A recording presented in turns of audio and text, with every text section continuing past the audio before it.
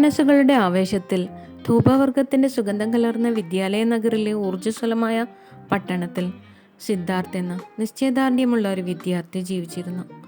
Academic അന്വേഷണങ്ങളുടെ വെല്ലുവിളികൾക്കിടയിലും Siddharth നിശ്ചലമായ ഒരു കുളത്തിൻ്റെ ശാന്തത പ്രതിഫലിപ്പിക്കുന്ന ജ്ഞാനിയായ സെൻ മാസ്റ്ററായ ഗുരു അനന്യയിൽ നിന്ന് മാർഗനിർദ്ദേശം തേടി. ശ്രദ്ധയും അക്കാദമിക് മികവ് നേടാനുള്ള സിദ്ധാർത്ഥിൻ്റെ അന്വേഷണത്തെ മനസ്സിലാക്കിയ ഗുരു അനന്യ പഠനത്തിൻ്റെ ശ്രദ്ധ കേന്ദ്രീകരിക്കാനും മികവ് പുലർത്താനും തെളിയിക്കപ്പെട്ട 4 വഴികൾ പങ്കിടാൻ തീരുമാനിച്ചു. 1.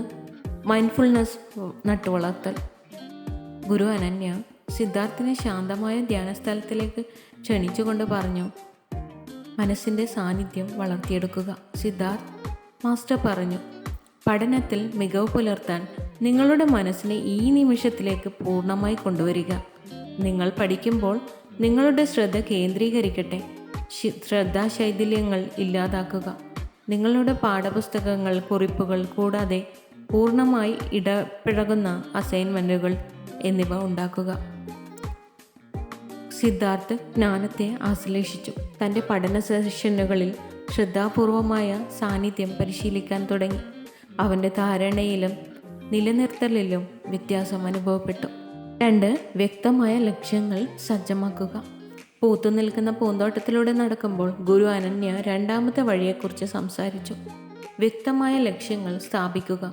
സിദ്ധാർത്ഥ് കടലിലൂടെ സഞ്ചരിക്കുന്ന ഒരു നാവികനെ പോലെ നിങ്ങളുടെ പഠനത്തിന് വ്യക്തമായ ലക്ഷ്യങ്ങൾ വയ്ക്കുക. നിങ്ങളുടെ വിഷയങ്ങളെ കൈകാര്യം ചെയ്യാവുന്ന ടാസ്കുകളായി വിഭജിച്ച് ഒരു റോഡ് മാപ്പ് സൃഷ്ടിക്കുക. ഇത് ദിശ പ്രദാനം ചെയ്യുക മാത്രമല്ല, ഓരോ നാഴികക്കല്ലും നിങ്ങൾ നേരിടുമ്പോൾ പ്രചോദനം വർദ്ധിപ്പിക്കുകയും ചെയ്യുന്നു.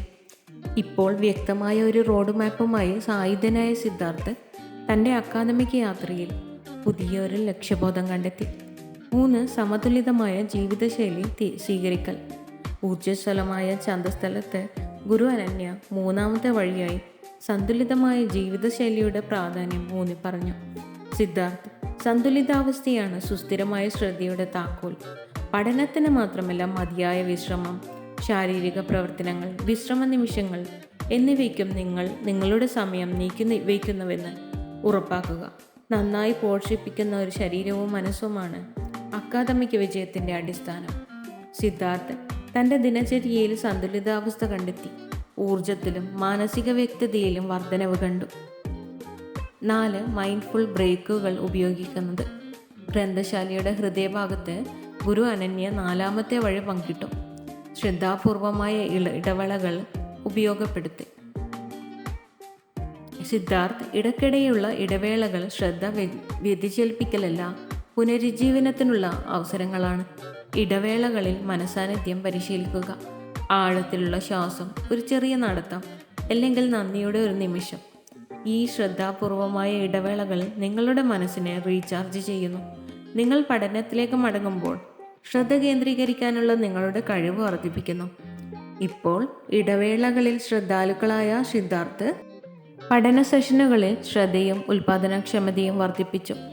സായാഹ്ന സൂര്യൻ ആകാശത്തെ കുളിർനിറങ്ങളാൽ വരച്ചപ്പോൾ ഗുരു അനന്യ ഉപസംഹരിച്ചു.